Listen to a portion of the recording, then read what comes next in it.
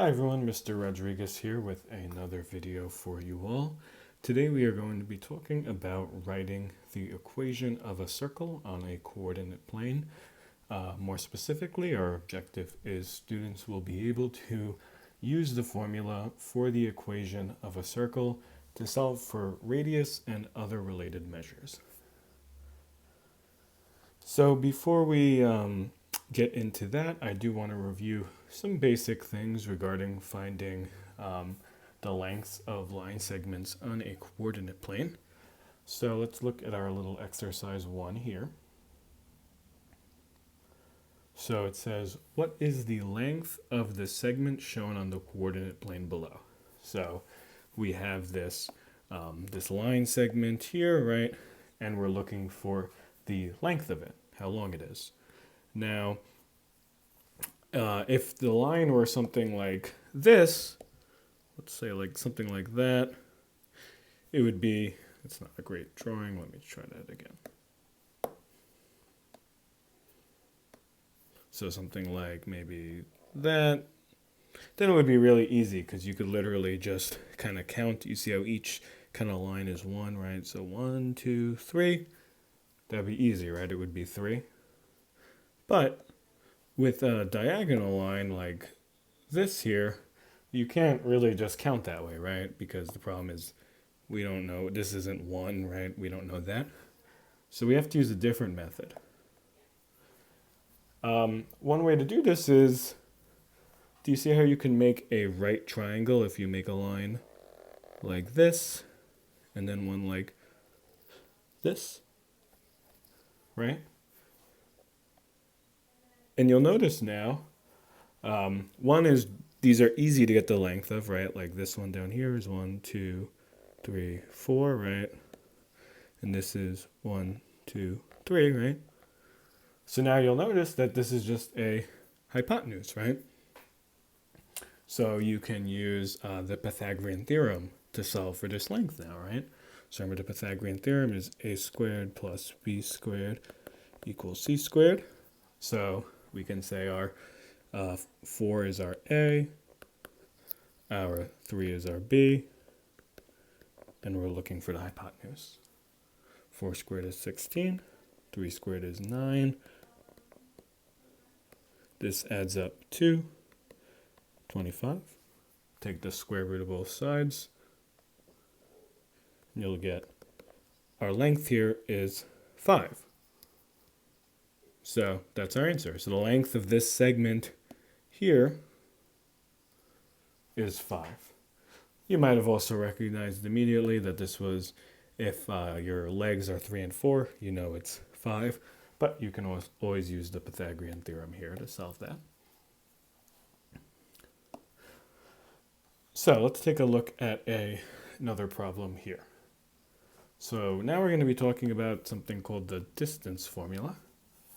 So our problem is to use the distance formula to determine the distance between points 9, 15 and 3, 7. So the distance formula is actually kind of an extension of the Pythagorean theorem. So basically, you imagine you have these 2 points, 3, like if you draw a coordinate plane, 3, 7 might be somewhere over here, and then 9, 15 could be somewhere up here. And again, you're going to use that same general idea of, right, if this is the line you're looking for, you're using the same general idea of, using the Pythagorean theorem. But there's a specific formula you can use for this. So we say distance equals the square root of x2 minus x1. So x2 is like the x coordinate from the second point. So in this case, if this is 9, 15 over here, so our x2 would be like 9 minus x1 squared plus y2 minus y1 squared. So this is our distance formula. So it's easy, all right? You just plug in the numbers. You plug in basically the 2 points. You plug in your first point, the x value and the y value. Then you plug in your second point, the x value and the y value, and you simply do the math here. I'm not going to get too much into it, but this formula, this distance formula here, basically comes from the Pythagorean theorem, right? Because let's say our normal Pythagorean theorem is c squared equals, right, a squared plus b squared. And basically, you're just taking the square root of both sides, right? Oops. Taking the square root of both sides.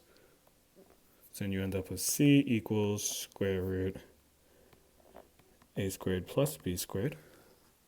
And remember, your a is basically just like one of the legs, right? Like up here, it was just this bottom leg, right? So you can basically get that by subtracting, right? Like this x coordinate over here minus this x coordinate, right? So if you did like 6 minus 2, you would get 4. So that's where this part comes from, right? So your a squared becomes x squared minus, x2 minus x1 squared, right? And then b, again, this length, you just subtract the bigger y value from the smaller one. So 6 minus 3, you get 3, right? So that's why b squared would turn into y2 minus y1 squared. If you don't understand that part, that's okay. That's kind of a little just side note kind of where this formula comes from. But basically what you want to know is how to use this formula here. You just want to remember that formula and you can basically plug in the numbers. So let's see it in action. So we have this distance formula, right? And now it wants us to determine the distance between those 2 points, 915 and 37. So remember I kind of said that this point was 915 here. This one is 37, right? So we just used the distance formula. So d is what we're looking for, right? The distance. Then the square root. Our x2 is just our second x value, right? In this case, that would be 9. So then we just write 9 minus our first x value, right, is 3. It doesn't actually matter which point you decide to make your 1. Like in this case, I decided to make this basically point 2 and this point 1. It doesn't actually matter which one you use. You'll get the same answer either way. I just usually like to put the one that's on this graph here, the one that's more to the right. Usually I make my second point. So let's see, so 9, and then our other, right, our x value from point 1 is 3. Just remember to square that. Plus y2, again, y2 is 15, right? Minus, and then y1 would be 7, right? Then all you have to do is just simplify this, right? Solve.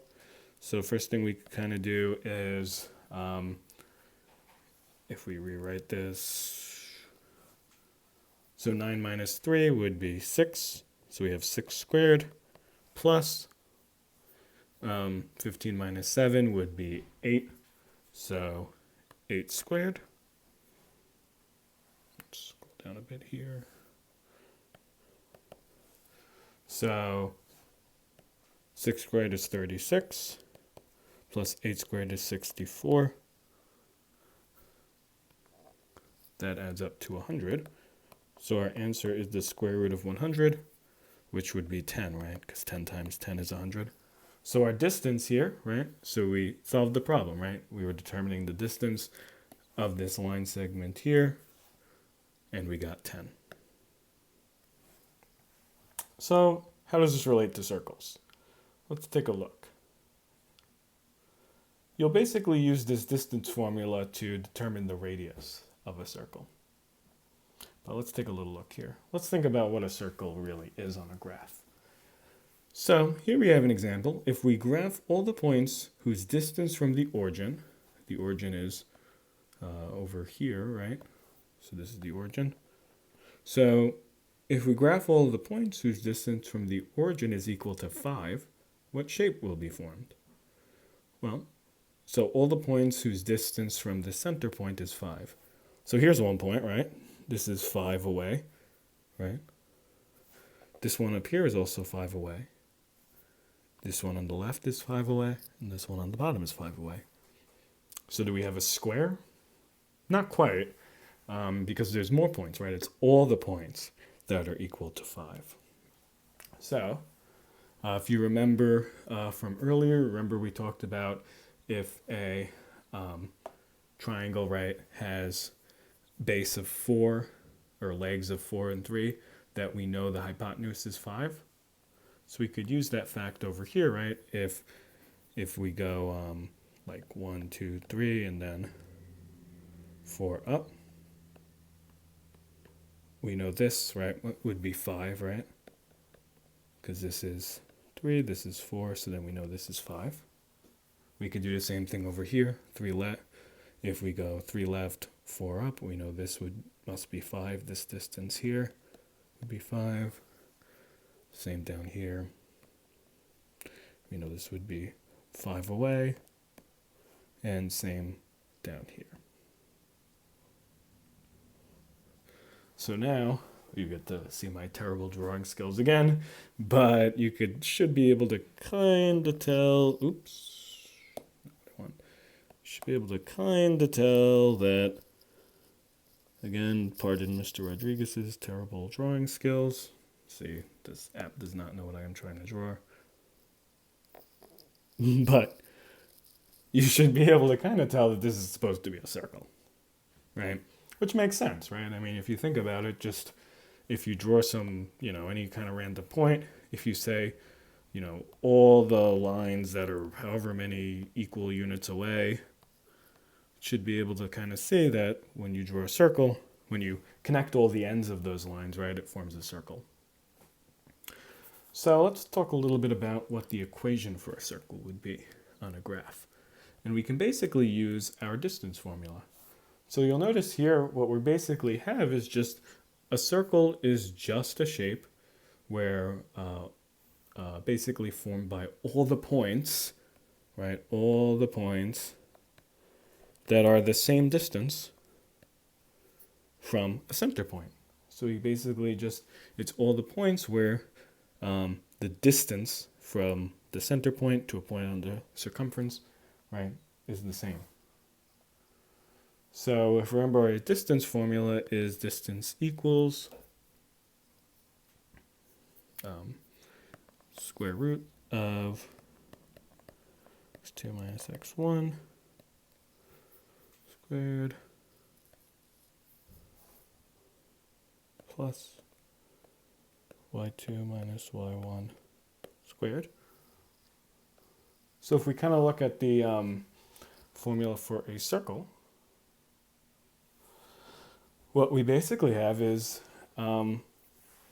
we're going to say that the radius squared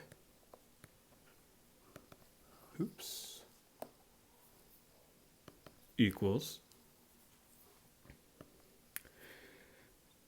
it's basically going to be, so we're going to have some kind of x minus a number, I'll call this x1, and that's going to be squared again, plus y minus y1. So this is the formula for a circle here. It's basically just derived from, you see how all I did was, if you square this side of the distance formula, and if you square this side of the distance formula. You see how the square root symbol goes away in the circle formula down here. And this becomes, instead of d squared, we're going to call it r squared. Again, if you don't quite see how we're going from the distance formula to the formula for a circle, that's okay. I'm just kind of giving you an idea of where it comes from. But basically, again, you could just remember this. So this is what you should copy down here in your notes, the circle formula here. That's the important one. And to give you some definitions here. So radius, right? R is radius. X and Y we just leave in there, right? These guys, just that's part of the formula. And then x1 and y1, that's going to be your center point. So x1, y1 is your center point of the circle, right? So for instance, in this problem up here, your center point, your x1, for this one up here, your x1, y1, since our center point is 0, 0, it just would have been 0, 0. So basically, again, you have it's your radius squared equals x minus x1, right? x1 is your center point, your x coordinate of your center point squared, plus y minus y1, where y1 is the y coordinate of your center point. Okay, I think it'll be a bit more clear once we get into the problems. So let's take a look at where we can use this formula. So, our first question here is write an equation for the circle whose center is at 9, 0 and has radius 7. So again, we're just going to use this formula up here. So again, our circle formula is, that's going to be x minus x1 squared plus y minus y1 squared equals radius squared. And so as we can see, our radius is 7, right? So we know our, if I use a different color maybe, so we know our radius is 7 and our center point is 9, 0. So that means that, right? x1, y1 equals 9, 0. Or put another way, x1 is going to be 9, y1 is going to be 0. So when we write the equation out,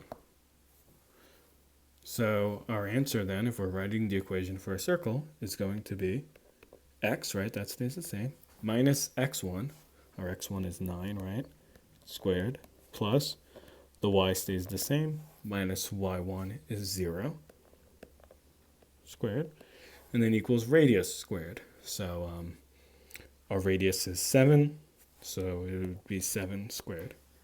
If you simplify this a bit, let me write it down here. So x minus 9 squared, you can't simplify that anymore. Y minus 0 squared is just going to be the same thing as y squared, right? Equals 7 squared is 49. So this would be your answer right there. So that would be the equation for a circle. If you were to plug in numbers here, you would get a circle whose center is 9, 0 and radius is 7. Let's kind of take a look at a reverse kind of problem here. So here we have a circle and it's asking us to write the equation. So the first thing we always do is we figure out what we need our radius, right, and our center point. That's all we need, right? Once we have that, we can use the equation. So all we need is radius equals something, and we need our center point, right? So let's see what our radius is here. Luckily for us, it's pretty simple. So we see that this is the center point, right? The radius is from the center point to a point under circumference. So like this would be a radius here. So we see it goes from x coordinate -2, right, to x coordinate 0. So we see it's just 1, 2. So our radius is 2. So we can write a 2 here, simple enough.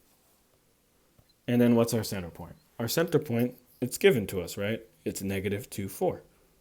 So our center point is -2, 4. So since we're writing the equation, all we're doing is taking these two things and plugging it into the circle equation. So again, our circle equation, it's going to be x minus x1. So our x1 here is -2, right? Remember, you make sure you remember the negative. And then squared. Plus y minus, our y1 is 4, right? Squared equals a radius squared. So it's going to be equal to 2 squared. Let's simplify this a bit more. So we have a minus a negative, right? That turns into just a plus sign, right? So this turns into x plus 2 squared plus y minus 4 squared equals 4. And that's our answer there. Again, one thing you could kind of notice is that, what we write in the equation here is basically the opposite sign of our center point. So if it's -2, we write +2. If it's +4, we write -4. Let's take a look at another problem.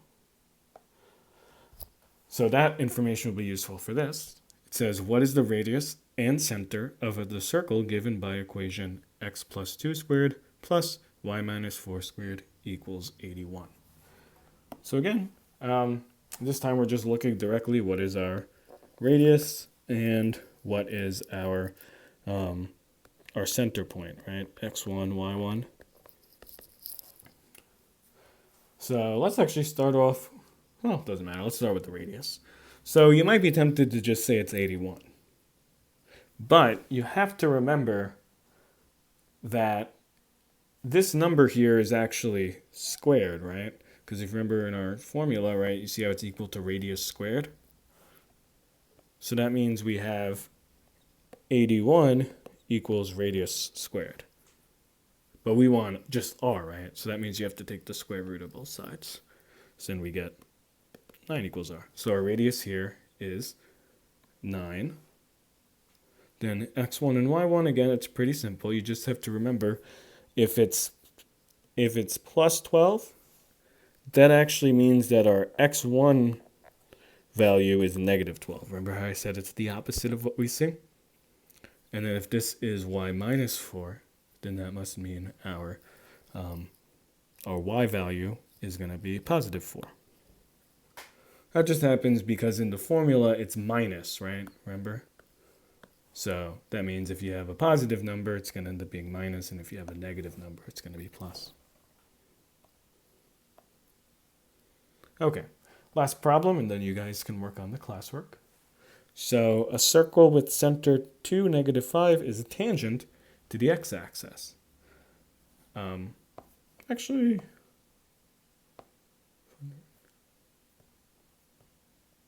oh, I'm sorry. This is actually a problem for you guys to do down here. There was a little mistake on the PDF here. So that's actually number 5 down here. So that's actually it for the notes. This problem you don't have to do because it's one of the problems you'll actually work on your own. Just to give you a little hint that, remember it says, if it's something's tangent to the x-axis, that means it intersects it at one point. So that's actually it for the notes. Good luck. Again, please reach out to me or your other teachers if you need any help with any of this. Good luck and have a great week.